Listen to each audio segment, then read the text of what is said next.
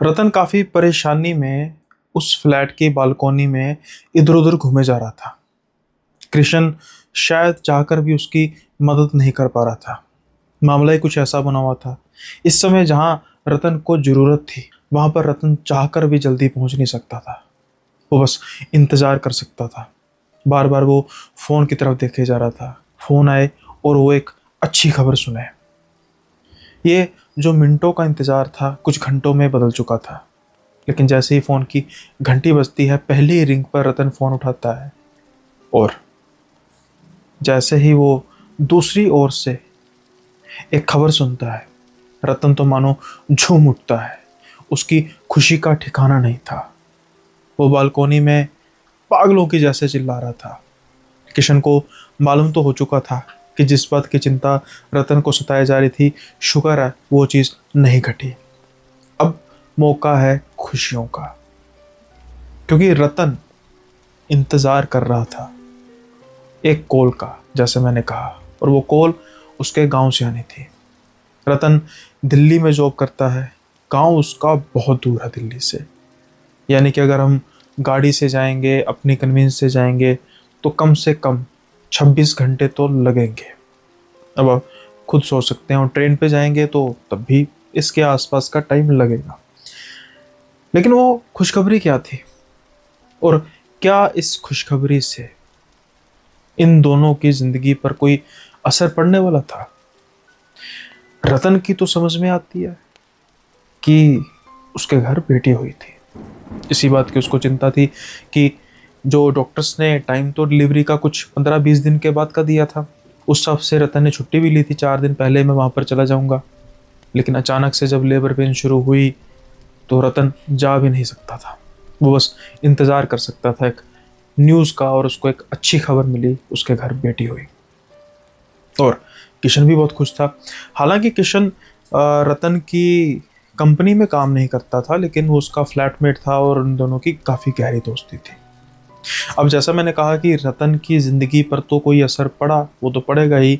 घर में एक नया जी आया है, लक्ष्मी आई है साक्षात, जिम्मेवारियां भी बढ़ेंगी, प्यार भी बढ़ेगा। लेकिन किशन का क्या इससे लेना देना?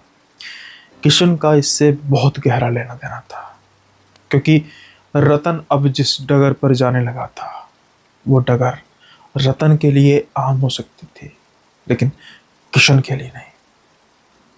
क्या है उस डगर की कहानी? क्या है उस गांव की कहानी?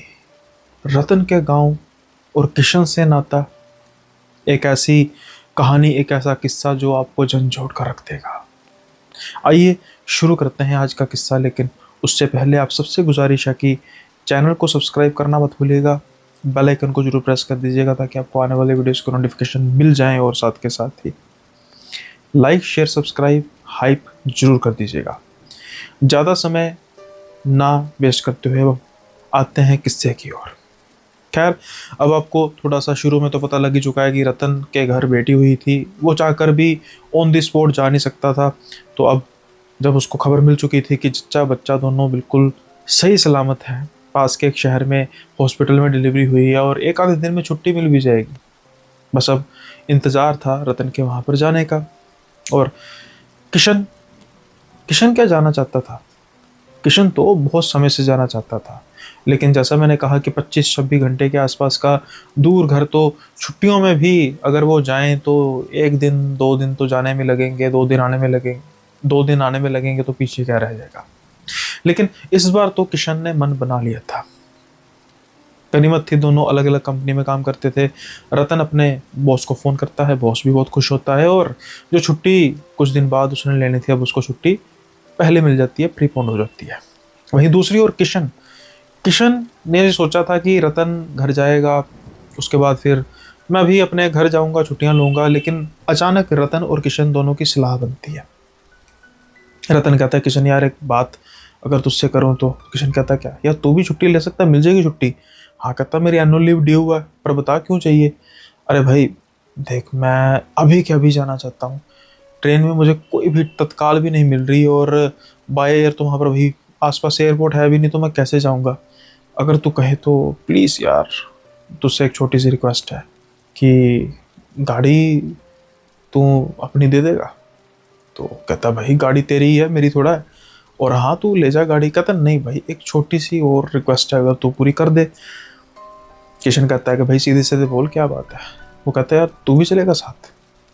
शायद किशन कभी शर्मा कर ये बात नहीं करता था कि भाई मैं उसको कैसे कहूँ कि तेरे घर चलना है, लेकिन जैसे ही रतन ने ये बात कही तो किशन के चेहरे पर भी एक स्माइल आ गई। वो कहता हाँ भाई चलेंगे साथ में, तुझे कोई प्रॉब्लम तो नहीं है। कहता नहीं नहीं भाई, मैं तो तुझे चाहता हूँ साथ लेकर जाऊँ, दोनों भाई भाई साथ में चलते हैं और देखना गाँव में कैसा हम माहौल बनाएंगे, त्योहार का माहौल होगा भाई, पूरी धूम मचाएंगे, पूरा सेलिब्रेट करेंगे।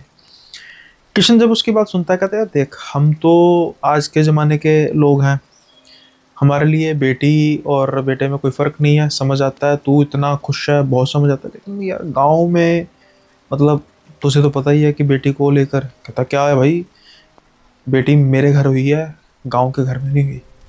तो मैंने देखना है मैंने कैसे मनाना है, ना कि गांव वालों ने। भाई मैं तो धूमधाम से मनाऊंगा अपनी बेटी का जन्म को।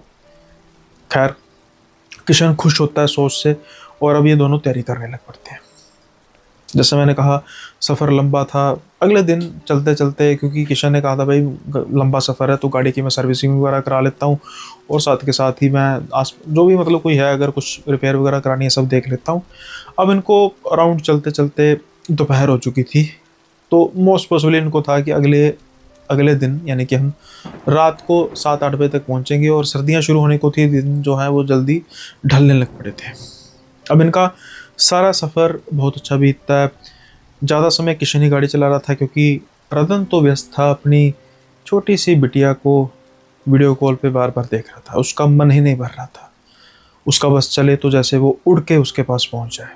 खैर ये चीज़ की अभी सहूलियत है नहीं कि घर टू घर यानी कि होम टू होम डिलीवरी हो सके किसी पैसेंजर की। खैर अब जैसे जैसे ये उस गांव के पड़ाव की ओर पहुंचते जा रहे थे, तो किशन कहता है यार तुझे पता है हम भी आज से बहुत साल पहले गांव में रहते थे।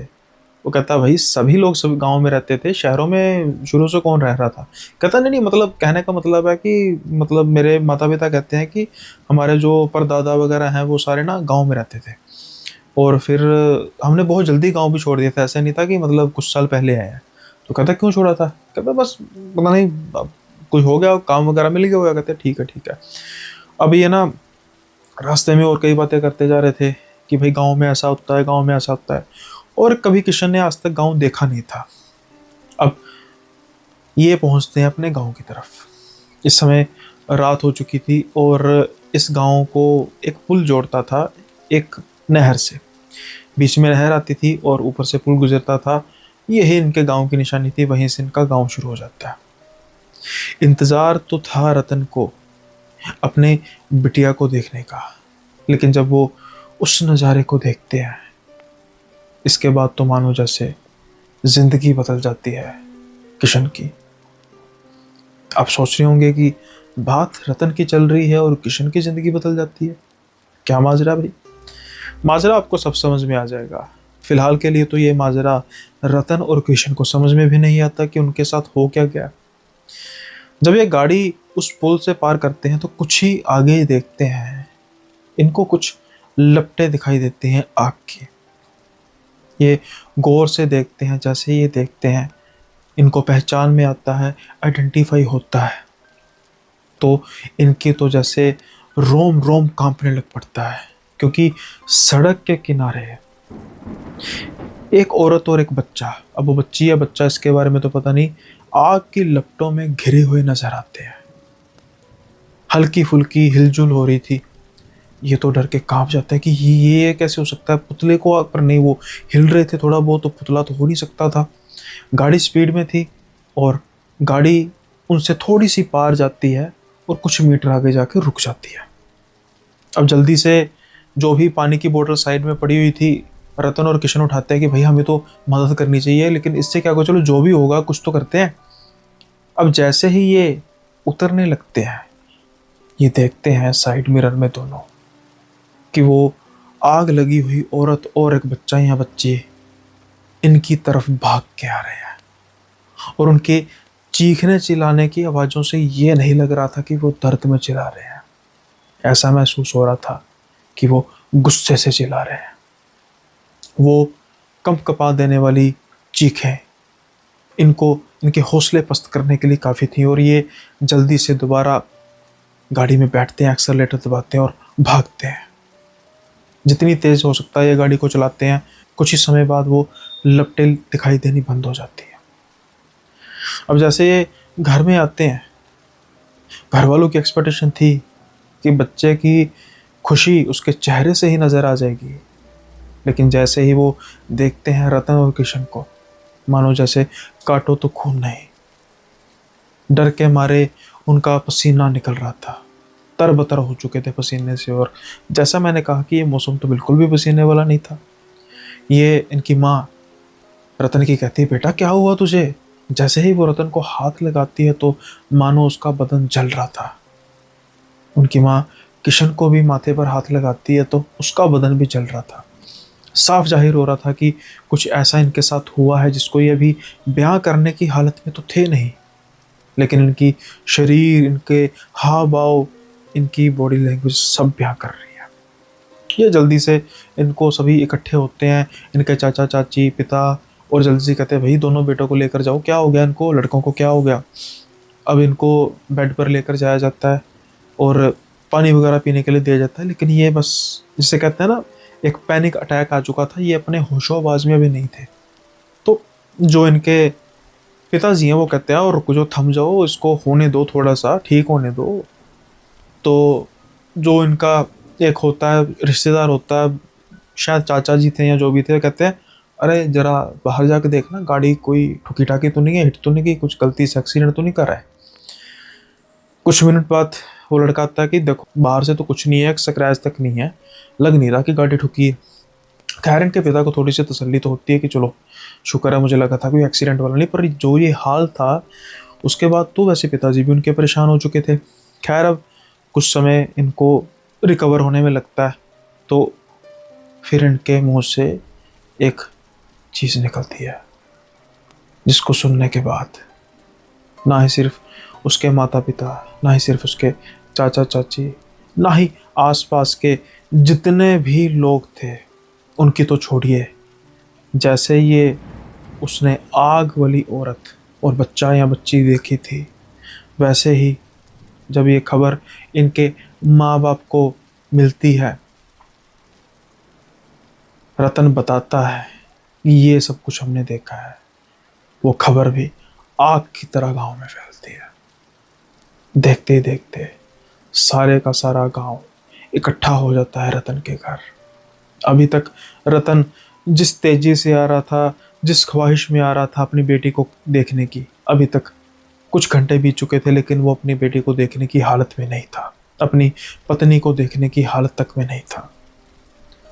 लेकिन ऐसा भी क्या था जिससे इतना भीड़ का जमावड़ा लग गया? शायद उसकी हेलुसिनेशन थी। एक औरत तो देखी थी उसने, उसे लगा होगा कि शायद गांव के लोगों को उस जगह पे जाना चाहिए, शायद अब उसके अवशेष वहां पे मिले। लेकिन इनके कमरे के बाहर खुसर फुसर हो रही थी कि फिर आ गई, अरे फिर आ गई, क्या करें, हमें तो उससे निजात मिल गई थी। अरे बड़ी बड़ी पुरानी बात है, अरे बाबूजी आप बताइए ना, आपके पिताजी ने सारी बात बताई थी। बीच में से कुछ बुजुर्ग आते हैं और आपस में बात करने, अरे रे रे वो तो कह रहे थे हमारे पिताजी की सब मसला हल हो गया, अब ये कैसे आ गई, अब मतलब कि अब दोबारा से मौत का तांडव शुरू होगा। अब जैसे ही ये एक बुजुर्ग बात कहता है तो मानो जैसे उस घर में सैकड़ों लोगों के होने के बावजूद मौत का सन्नाटा छा जाता है। किसी के पास जवाब नहीं था, बहुत से लोगों को तो ये पता तक नहीं था, बस सुनी सुनाई बातें थी अपने बुजुर्गों से। लेकिन शायद रतन की बात सुनकर अब सबको यकीन हो चला था कि कुछ ऐसा भी घटा था उनके गांव में, ऐसा भी कुछ हुआ था। खैर अभी वक्त की नज़ाकत देखकर एक डॉक्टर को बुलाया जाता है और रतन और किशन को दिखाया जाता है। तो डॉक्टर कहता है कि भाई किसी चीज़ से डरे हैं ये और कुछ ऐसा नहीं है, अच्छा किया आपने बुला लिया, क्रिटिकल तो नहीं था लेकिन हो भी सकते थे, तो मैं इनको नींद की दवाई दे रहा हूँ सो दैट कि इनको इनकी आंख लग जाए, ये अच्छे से सो सके। और अभी फ़िलहाल किसी भी तरीके की इनसे बात नहीं करना, कुछ भी पूछने की कोशिश मत करना, कुछ बताने की कोशिश मत करना। ये पैनिक अटैक में है। इस पॉइंट पे इंसान देखने में तो बाहर से ठीक लगता है, लेकिन अंदर से कुछ भी हो सकता है। तो आप किसी भी तरीके की कोई बात मत करना। अब हैवी डोज दी जाती है रतन और किशन को। कुछ ही समय बाद उनको नींद आ जाती है, लेकिन रतन और किशन सोते तो हैं हैवी डोज खाकर। रात को उनकी कई बार जाग खुलती है, क्योंकि जैसे जैसे वो नज़ारा इनके सामने आता जा रहा था, वैसे वैसे इनकी रूह तक कांपे जा रही थी। कई बार रतन के माता पिता ने संभालने की कोशिश की दोनों को, और अब सुबह हो चुकी थी। सुबह होकर पिता ने कहा रतन को कि बेटा, अपनी बिटिया का मुख देख ले, थोड़ा सा अच्छा महसूस होगा। बात बिल्कुल ठीक थी। रतन और किशन अपनी बेटी को देखने जाते हैं। रतन और साथ में किशन भी होते हैं, और जब अपनी प्यारी सी फूल सी बिटिया का चेहरा देखते हैं तो मानो जैसे पिता की बात बिल्कुल ठीक निकली। जो डर, जो दहशत इन दोनों के मन में थी, वो मानो जैसे काफूर हो चुकी थी। अब ये कुछ अच्छा महसूस कर रहे थे, ठीक महसूस कर रहे थे। लगे हाथों चाय वगैरह पिलाई जाती है, खाना वगैरह नाश्ता वगैरह दिया जाता है। और जब बिल्कुल महसूस करते हैं पिताजी रतन के कि अब ये सब ठीक लग रहे हैं दोनों जाने, तो फिर अब कहते हैं कि बेटा ज़रा छत पर आ, बात करते हैं थोड़ी देर। अब ये रतन और किशन दोनों छत पर जाते हैं। अब पिताजी कहते हैं कि बेटा, जो तूने देखा तो सच कह रहा है ना, कुछ कोई शक की गुंजाइश, कुछ वहम की गुंजाइश? तो रतन कहता है पिताजी, हो सकता है कि मुझे शक हुआ हो, वहम हुआ हो, लेकिन सेम चीज़ किशन को भी कैसे नजर आई? अब उसके पिता किशन की तरफ देखते हैं। कहता अंकल जी, सच कह रहा हूँ, सच है, मैंने भी देखा है एक जैसी चीज़।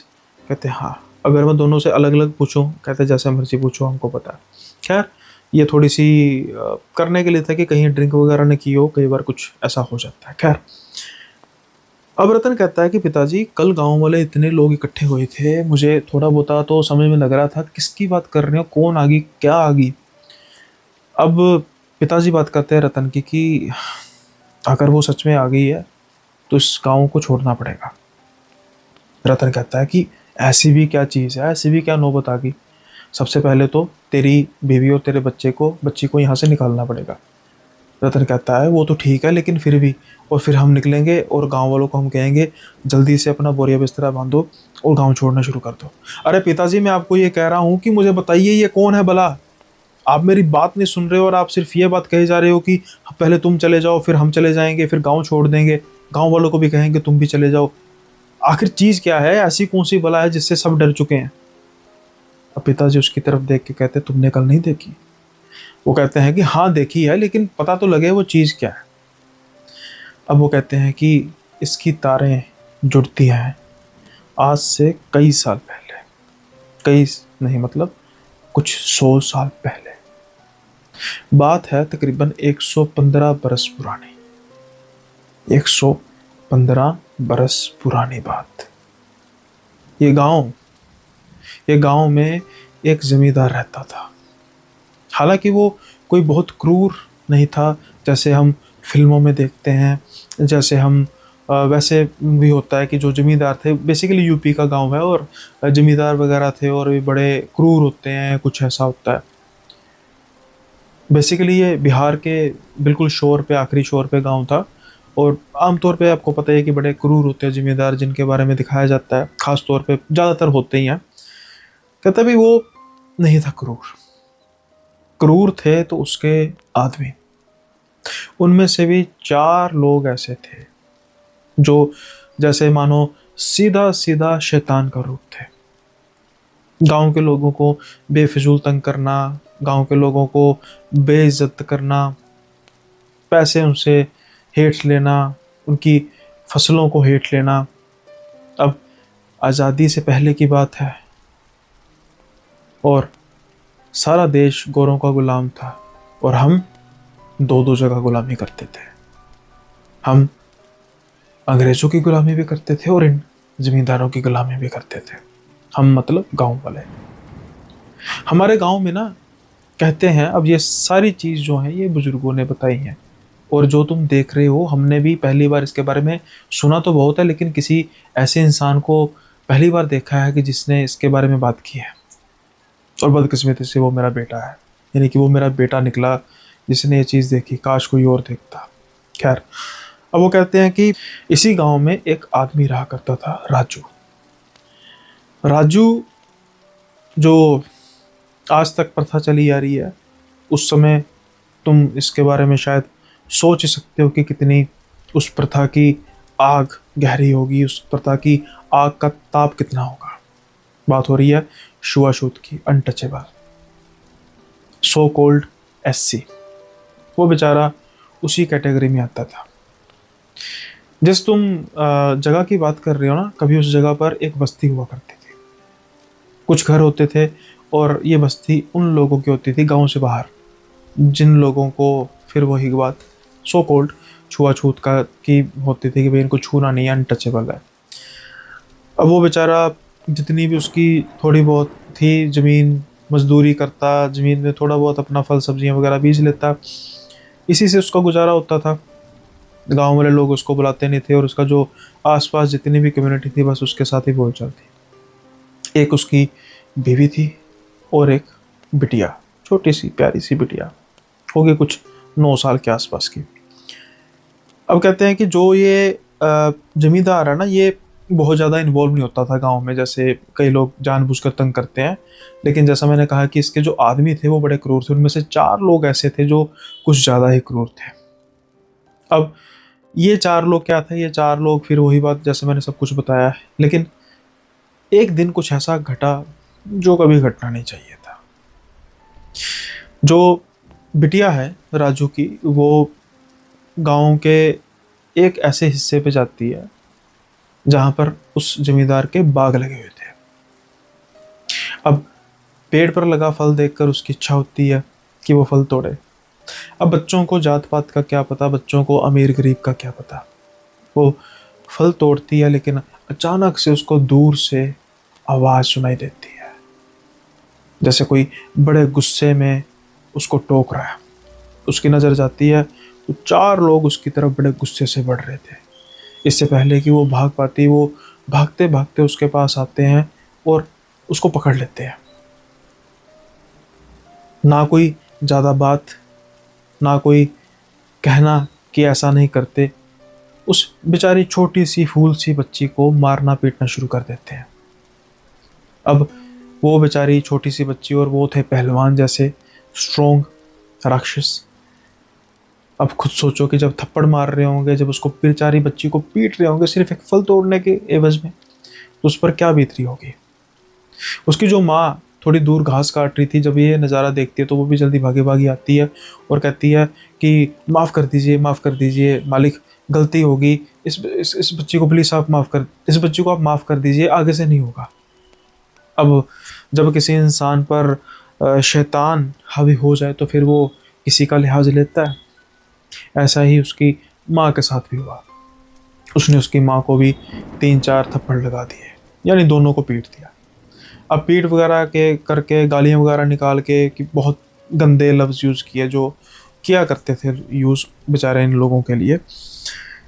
अब ये बेचारे दोनों रोती रोती घर जा रही थी। फिर पता नहीं क्या होता है। वो कहते हैं ना कि जब नाश मनुष्य पर छाता है, पहले विवेक मर जाता है। अब नाश सब पर छाने वाला था। विवेक तो पहले ही शायद मर चुका था, अब उसकी अंत्योष्टि होनी बाकी थी। ये चारों जाने शायद आपस में बात करते हैं, कुछ बड़बड़ाते हैं और उसके पीछे हो लेते हैं।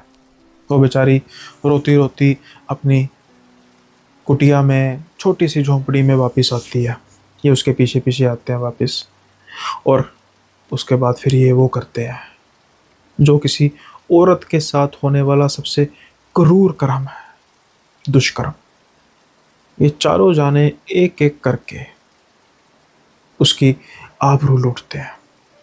पास उसकी बच्ची रो रही होती है, वो गिड़गिड़ा रही होती है कि मत करो, मत करो बाबूजी, मत करो, माँ को ऐसे मत करो, माँ को मत मारो। लेकिन उन राक्षसों को रहम कहाँ। अभी वो जो उसकी माँ के साथ कर रहे थे, तो उसका ध्यान इस बच्ची की तरफ जाता है। जो उसकी माँ के साथ होता है वही बच्ची के साथ भी होता है। अब माँ गिड़गिड़ा रही थी कि मेरे साथ जो करना है कर लो, बच्ची को तो बख्श दो, वो नहीं सह पाएगी, मर जाएगी। लेकिन नहीं, ये वहशी दरिंदे कोई लिहाज नहीं लेते और सभी का सभी आसपास जो लोग थे वह बस बाहर आ रही आवाजों का तमाशा सुन रहे थे। कुछ समय बाद ये चारों बाहर निकलते हैं। अंदर आ रही थी तो दोनों माँ बेटी की रोने की आवाज़ें। कुछ समय बाद बेटे की आवाज़ें आनी बंद होती है क्योंकि शायद वो बेहोश हो चुकी थी। और ये चारों बड़े सीना ठोक के कहते हैं कि अगर किसी ने कुछ बोला, कुछ कहा, तो तुम्हारी औरतों के साथ भी यही करेंगे। इसके बाद वो चले जाते हैं। शाम का आखिरी पहर होता है और राजू जब घर आता है तो जब बस्ती में एंटर करता है तो आज बस्ती पहले जैसी नहीं लग रही थी। बस्ती बिल्कुल खामोश थी। जो लोग बाहर खड़े थे उसकी तरफ देख रहे थे आंसू भरी आंखों से। और जब वो अंदर जाता है तो सब साफ हो जाता है कि क्या हुआ उसके परिवार के साथ, किसने किया। अब उस झोंपड़ी के अंदर से ऊंची ऊंची चीखने की आवाजें आ रही थी, ऊंची ऊंची दहाड़ने की आवाजें आ रही थी। राजू चाकू पकड़ता है, बाहर आता है। लोग उसको रोकने की कोशिश करते हैं। कहाँ जा रहा है? मैं उन किसी को भी नहीं छोड़ूंगा। अरे पागल है क्या? तू उनका बाल भी बांका नहीं कर पाएगा। राजू गुस्से में कहता है तुम सब यहां पर थे। अगर तुम उनको रोकते तो उनकी मजाल नहीं थी कि वो हाथ भी लगा पाते। ये तुम्हारी भी माँ बहन है, कल को तुम्हारी माँ बहन के साथ भी हो सकता है। फिर कौन रोकेगा? मैं होता अपनी जान पर खेल जाता, लेकिन रोकता। कुछ लोग कहते हैं कि अगर हम ये सब कुछ कर देते फिर हमारा क्या होता। फिर राजू कहता है शरीर मर जाता, इज्जत तो बच जाती।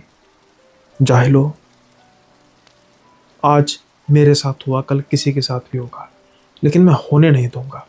मेरे साथ जो मर्जी हो, कोई आना चाहता आए, नहीं आना चाहता ना आए, लेकिन मैं जाऊंगा उनको मारने।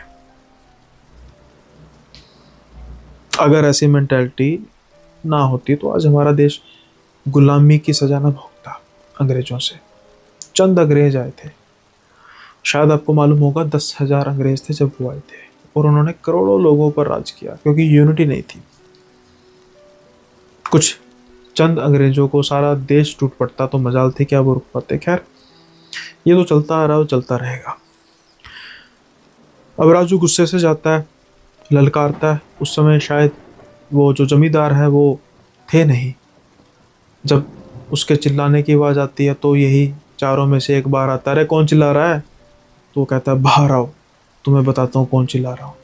तुमने जो आज किया है मैं तुम्हें कभी उसके लिए माफ़ नहीं करूँगा। माफ़? तुम उसके लिए जिंदा नहीं बचोगे। अब जब ललकारता है तो ये चारों जाने बाहर आते हैं और भी कुछ उनके नौकर बाहर आते हैं। अब इतने सारे लोगों के सामने उस बेचारे का क्या बस चलता। तो होती है पिटाई, खूब पिटाई होती है और उसको बेचारे को अधमरा कर दिया जाता है। सुबह तक वो पड़ा रहता है, धीरे धीरे बाद में उठ के वो अपने झोंपड़ी में चले जाता है।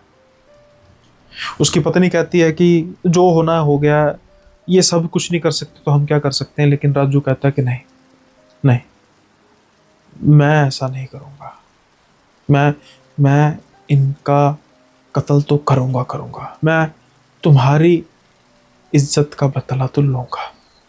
अब जो कल राजू ने कुछ बोला था उसकी वजह से कुछ गांव के लोगों में अब थोड़ा सा इकट्ठा होना शुरू हुआ। जो बस्ती के लोग थे कि भाई ऐसा नहीं है, हम पुलिस थाने में रिपोर्ट कराएंगे, ऐसा मतलब चौधरी नहीं सुनेगा, ये तो कुछ सुनेंगे, कुछ ना कुछ तो कार्रवाई होगी, बाद में जमींदार से भी बात करेंगे, कुछ ना कुछ तो होगा, ये तो बहुत गलत किया। ये सब कुछ चलने पड़ी और उड़ती उड़ती खबरें उन लोगों तक पहुंच चुकी थी, उन 4 वहशी दरिंदों तक।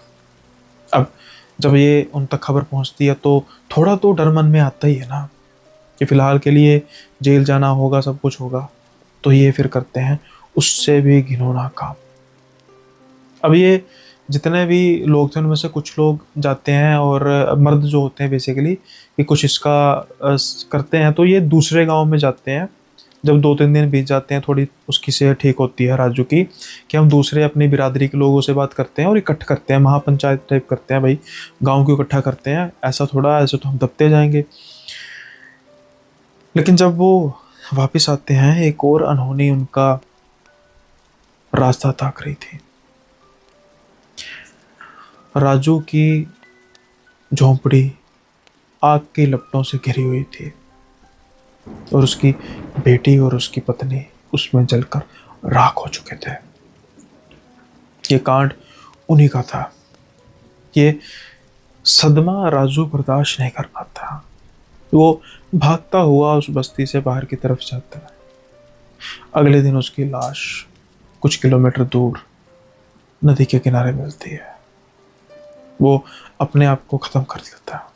एक गरीब पर खुशहाल परिवार 4 वहशी दरिंदों की बलि चढ़ जाता है।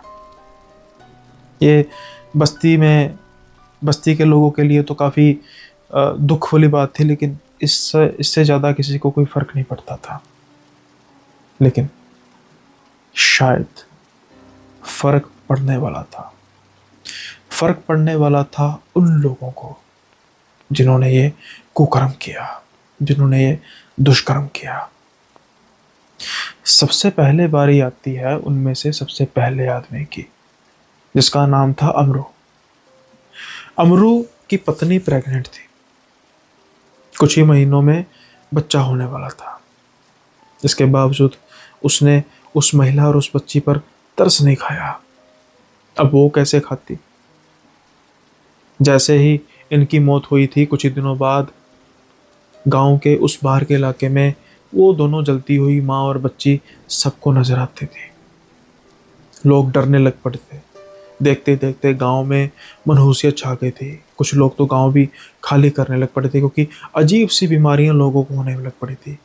लोगों की चमड़ी जलने लग पड़ी थी। लोगों को सांस लेने में तकलीफ होने लग पड़ी थी। और कुछ लोग बड़े अजीब तरीके से नदी के किनारे मृत अवस्था में मिलते, मानो जैसे वो परिवार का कहर अब सारे गांव पर टूट रहा है। गलती किसी की, लेकिन भुगत अब सारा गांव रहा था। लेकिन उन्होंने भी तो भुगतना था जिन्होंने ये गलती नहीं, गुनाह किया था, महापाप किया था। अब अमरू अपने घर जाता है, लेकिन अब जो देखता है उसके बाद तो मानो शायद उसको अपने पाप याद आते हैं। उसकी प्रेग्नेंट वाइफ बेड पर बैठी थी, यूजुअल बात है, लेकिन उसके हाथ में था चाकू। अमरू की तरफ देखती है और कहती है, ये तो गई, और अपने आप को वो चाकुओं से अपने पेट पर कूदना शुरू कर देती है। और 2-3 बार में ही माँ और बच्ची खत्म। देखते देखते अमरू की दुनिया उसकी आंखों के सामने उजड़ चुकी थी, ठीक वैसे जैसे उसने उस महिला और उस बच्ची को मारा था, उनका दुष्कर्म किया था। आज उसकी पत्नी की हालत इतनी बुरी थी कि वो सरवाइव नहीं कर पाई और मर जाती है। अमरू तो मानो जैसे पागल हो चुका था। उसके कर्मों का फल बहुत जल्दी मिल गया था। लेकिन अभी आप सोच रहे होंगे कि कर्म तो किया अमरू ने, फल कैसे मिल गया? फल तो उसकी पत्नी और उसके होने वाले बच्चे को मिला। लेकिन जब उसकी संस्कार की तैयारियां हो रही थी, चिता सजाई जाती है, चिता जलाई जाती है, लेकिन जैसे ही चिता अरूज पकड़ती है, अमरू सबको छुड़ा कर भागता है और चिता में जाके छलांग लगा देता है। देखते देखते अब वहां पर मौत का तांडव हो चुका था।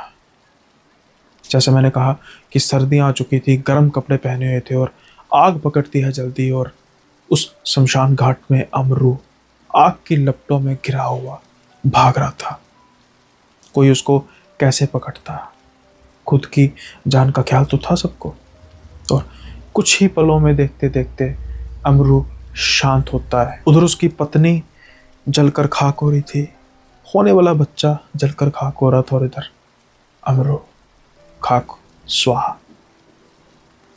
इस घटना ने न सिर्फ सारे गांव का दिल दहलाया बल्कि उस हवेली की नींहें तक हिला के रख दी। जब चौधरी को पता लगा कि ये कांड हुआ है, उसने खुद कंप्लेंट कराई पुलिस ऑफिसर के पास। अब फिलहाल के लिए वो ये इलाका था कि वहाँ पर पुलिस की बहुत ज़्यादा पैरवी नहीं थी, गिरफ्तारी वगैरह का भी कोई सीन नहीं था, होने वाली थी। और चौधरी ने कहा कि जहाँ पर भी जाओगे पकड़ लूँगा, छोड़ूंगा किसी को नहीं, अगर गांव से भागे तो बस अपने अंजाम का इंतज़ार करो। लेकिन शायद कोई बहुत जल्दी में था, वो अंजाम तक इनको जल्दी पहुंचाना चाहता था। दूसरा, संजय। संजय शादीशुदा नहीं था और वो अपने जो जानवर थे उनको घास वगैरह चरा रहा था।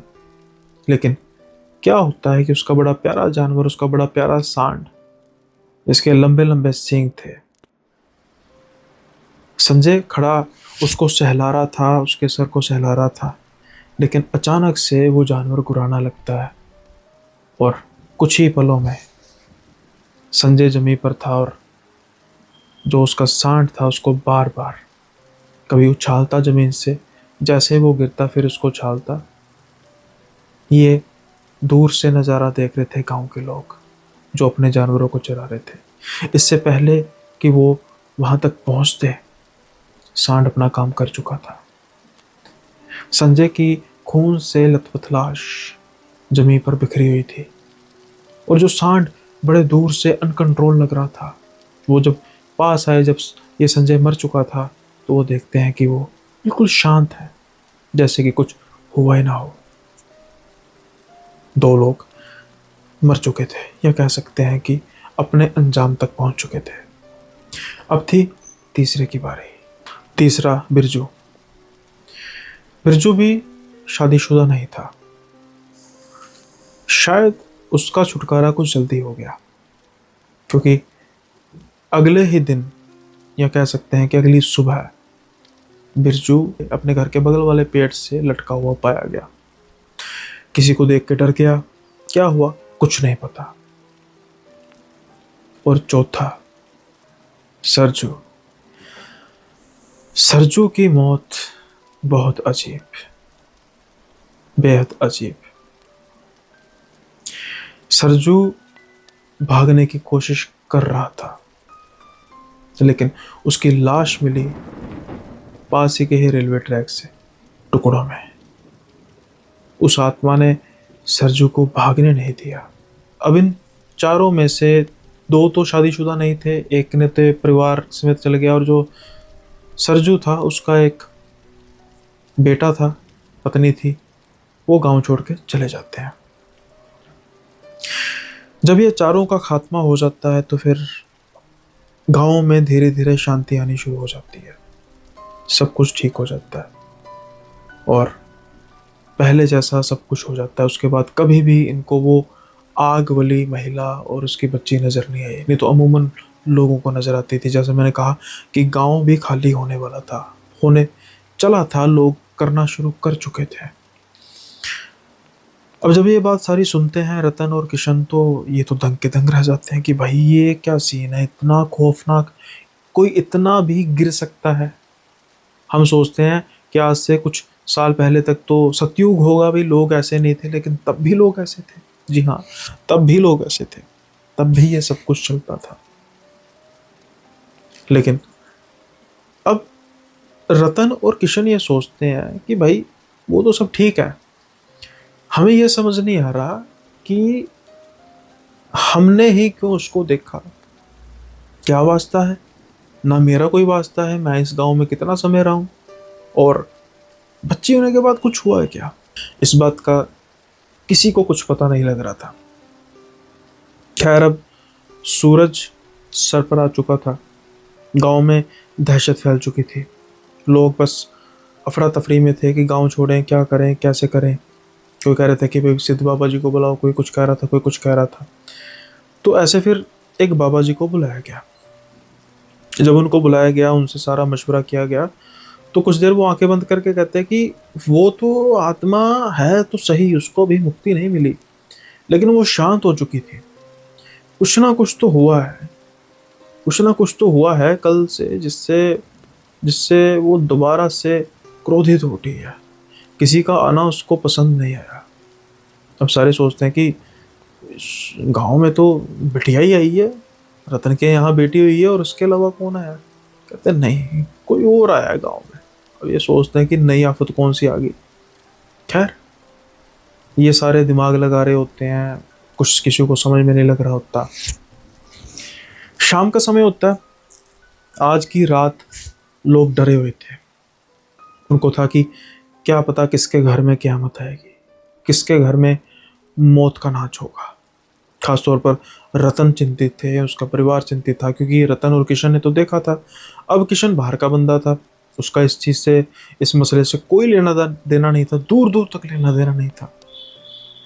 और फिर खैर, अब शाम का समय था, और शाम के समय में रतन और किशन आपस में बात कर रहे थे कि भाई क्या सीन है, कैसे करना है। रतन कहता है कि यार मैं तो सोच रहा हूँ कि जो भी भसड़ मची हुई है वो तो सब बात की बात, तो मैं सोच रहा हूँ कल सुबह होते ही ना ऐसा करते हैं, निकल जाते हैं, मतलब बिटिया को लेकर, पत्नी को लेकर निकल जाते हैं। सबसे कमज़ोर अभी वही है, मुझे डर है कि कुछ ऐसा हो ना जाए। तो किशन कहता है कि तेरा दिमाग ख़राब है, तो कल का इंतज़ार कर रहा है, रात को अगर कुछ हो गया तो? कहता है ये भी बात ठीक है।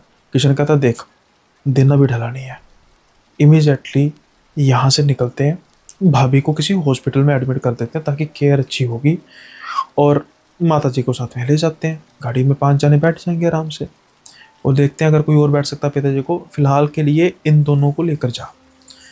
कहता है यार ये बात तो ठीक है। अब पिता से मशवरा करते हैं, पिता कहते हैं बिल्कुल ठीक बात है, जो किशन ने कहा है बिल्कुल ठीक कहा है, बिल्कुल समझदारी वाली बात की है, निकलो यहाँ से। अब रात होने से पहले पहले ये जल्दी से गांव को छोड़ देते हैं, हॉस्पिटल में जाते हैं, सारी व्यथा बताते हैं कि हमें कुछ घर में दिक्कत परेशानी हो रही है, कुछ सुविधाओं की कमी है, लाइट जाए जा रही है बार बार, कोई भी XYZ बहाना बनाते हैं, और कहते हैं कि प्लीज़ हमें, मतलब बिना किसी समस्या का एडमिट करना बस। कहते हैं ठीक है, हॉस्पिटल वाले क्या चाहते हैं भाई, उनका फ्री में। अब तीनों जाने, यानी कि किशन और रतन और उसके पिता, ये बाहर चाय पी रहे होते हैं टपरी पे, और मशवरा कर रहे होते हैं कि भाई समझ नहीं आ रही है। और उसके बीच में पिताजी 2-3 बार फ़ोन करते हैं कि सब ठीक ठाक है, कुछ नज़र तो नहीं किसी को आया? अरे कोई भी अगर गांव में अभी आने की सोच रहा तो फ़ोन कर दो कि बाहर तो नहीं गांव का बंदा हो गया और अंदर गांव की तरफ ना आए, समस्या है बहुत बड़ी, खतरा है बहुत बड़ा। ये सब कुछ हो रहा है। अब बीच बीच में इनका दिमाग काम नहीं कर रहा कि भाई क्या है, कुछ नहीं है, आज गांव में कुछ नहीं हुआ। अगला दिन चढ़ जाता है, अगले दिन फिर जब ये सुबह फ़ोन करते हैं तो बिल्कुल ठीक हुआ गांव में। तो वो कहता है कि हम टोली बनाकर गए भी थे पुल के पास कि अगर हम किसी को नजर आए, लेकिन कुछ महसूस नहीं हुआ। अब इनके पिता रतन के, और रतन बड़े हैरान थे कि बिटिया के आने से कुछ हुआ है, क्या हुआ है। लेकिन अचानक करता एक मिनट, किशन। किशन कहता हाँ भाई, तू कह रहा था ना कि यार तेरा भी गांव से नाता है? कहता हाँ, मेरा नहीं, मतलब मेरे बहुत पहले के लोग रहते थे गांव में। अच्छा अच्छा, कौन से गांव में? कहता ये तो पता नहीं यार भाई, लेकिन क्यों पूछ रहा है? कहता नहीं, मैंने वैसे पूछा है, एक बार पता करना कि अपने माताजी से कौन से गांव से। तो वो फ़ोन करता है। अब किशन के पिताजी चल बसे थे, और उनकी माँ ही थी, एक उनका और भाई था, एक बहन थी जिसकी शादी हो चुकी थी। तो ये फ़ोन करता है किशन की, अच्छा मम्मी, हम कौन से गांव से बिलोंग करते हैं, हमारा जो पुरखे थे कौन से गांव में रहते थे? तो इनकी माँ कहते हैं कभी हमने पूछा नहीं, वो भी शहरी थी तो कभी गांव का जिक्र ही नहीं हुआ, बहुत साल पहले शहर आ चुके थे ये। कहते बेटा पता नहीं है किस गांव में रहते थे, क्यों क्या हुआ? कहते नहीं, मतलब अगर पता लगना हो तो कैसे लगेगा? कहते हैं कह नहीं सकते बेटा, कैसे, मुझे तो पता नहीं है। कहते चलो ठीक है। अब किशन बताता है रतन को कि भाई कुछ नहीं पता लगा।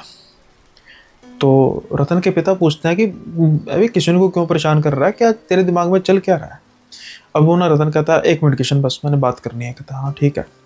कुछ समय बाद दोनों आते हैं। तो रतन कहता है यार किशन एक छोटा सा काम कर सकता है। कहता बता, बोल, हुक्म भाई, जान हाजिर है। कहता नहीं, जान नहीं चाहिए, बस रिकॉर्ड चाहिए। कहता किस चीज़ का रिकॉर्ड? कहता भाई तेरे पुरखों का रिकॉर्ड चाहिए। कहता उसका क्या करेगा? कहता बस पता करना। कहता समझ में तो आए। कहता यार मैंने कहा ना कि कुछ पता करना है, कैसे पता लगेगा? अब कहता है यार पता नहीं यार कैसे पता लगेगा। अचानक से उसके पिता कहते हैं आ एक मिनट पता लगेगा लगेगा। यहाँ तो तुम्हारा रिकॉर्ड होगा हरिद्वार। हरिद्वार जाके पांडु से पता लग जाएगा। अपना गोत्र तो याद है ना? कहते हाँ गोत्र तो याद है।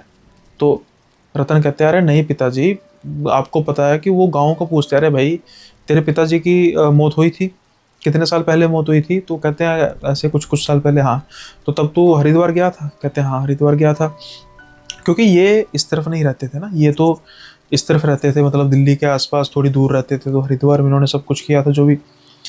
तो एक काम कर, तू जा हरिद्वार, और जिस पांडे के पास तुमने सारा लिखवाया था रिकॉर्ड ना, वो तुझे रिकॉर्ड ढूंढ कर देंगे।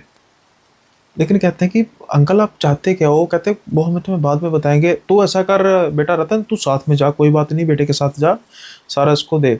अब रतन कहता है मैं कह रहा मैं हूं ना संभालने के लिए। खैर अब ये चलते हैं सारे रास्ते में। फिर कहते हैं यार तुम, मुझे समझ नहीं रहा कि तुम करना क्या चाहते हो।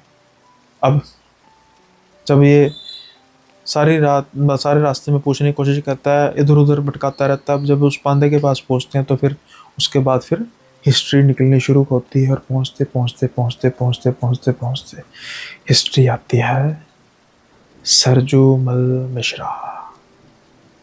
गांव का नाम जो रतन का गांव। अब आपको समझ में लगा कि कौन सा पर्सन था जिसके गांव में आना उस बेचारी प्रेतात्मा को और उसके बच्ची को नहीं भाया। किशन सरजू के वंश में से था, सरजू के खून में से था। अब सरजू की मौत तो वहां पर हो चुकी थी, लेकिन सरजू के बाद उसका जब वंश यहाँ पर आया, दिल्ली के थोड़े आसपास आके, हरिद्वार के उधर की तरफ आके बसा, तो उसके पिता का नाम, जैसे अब सरजू के एग्जाम्पल के तौर पे पोते की डेथ हुई होगी, तो पोते के आगे पहले सनोफ लिखा होगा और उसका सनोफ तो लिखा होगा, तो सरजूमल मिश्रा। और गांव का नाम ये चीज़ साबित कर चुका था कि किशन इस गांव से, यानी कि किशन का जो परदादा या जो भी थे वो कौन थे? सरजूमल। और सरजूमल कौन था? वही 4 लोगों में से एक जिसने ये दुष्कर्म किया था। और जब उस सरजू का खून दोबारा से इस गांव में पहुंचा और वो आत्मा एक्टिव हो गई। किशन की आंखों में आंसू थे। वो विश्वास नहीं कर पाया था कि उसके परदादा या परदादा जो भी थे इतनी गंदी हरकत कर सकते हैं, और वो उन्हीं के वंश में से। रतन उनको दिलासा देता है कि भाई अब उन्होंने कुछ किया तो तेरा क्या कसूर है भाई। वो फ़ोन करके अपने पिता को सारी जानकारी देते हैं कि पिताजी जो आप सोच रहे थे या जो मैं सोच रहा था और जो आपने रास्ता दिखाया, दोनों ठीक निकले। किशन सरजू के वंश में से है, और जब उसका खून पहुंचा उस गांव में तो ये बर्दाश्त नहीं कर पाई वो आत्मा। शायद किशन अगर रह जाता तो वो जिंदा ना रहता। इस मसले का हल तो मिल चुका था। जब गांव वालों तक ये बात पहुंची तो उन्होंने राहत की सांस ली कि भाई बच्ची के साथ कोई ऐसा लेना देना नहीं है। सरजू के परिवार में राहत की सांस ली, लेकिन किशन के मन में एक बोझ आ चुका था। वो डरा था उस औरत की प्रेत से और उस बच्ची की प्रेत से, लेकिन अब उसको एक तरह की अटैचमेंट हो रही थी कि यार ये उनकी प्रेत आत्मा आज तक भटक रही है जिनको मेरे परदादा ने मारा, इतना बुरा किया उनके साथ। खैर वो बात करता है कि अगर कुछ बेचारे की मुक्ति का कुछ हो पाए। आगे क्या हुआ पता नहीं, लेकिन इंटरेस्टिंग थी स्टोरी बहुत। उम्मीद करता हूँ कि ये आपको पसंद आई होगी। पसंद आई है तो भाई लाइक शेयर सब्सक्राइब कीजिए। लंबी कहानी होगी और बड़ी इमोशनल थी। आज का एपिसोड यहीं पे विराम लगाते हैं। एपिसोड को मिलेंगे जल्दी अगले एपिसोड में नए किस्सों के साथ। तब तक के लिए बाय बाय, अपना ख्याल रखिएगा।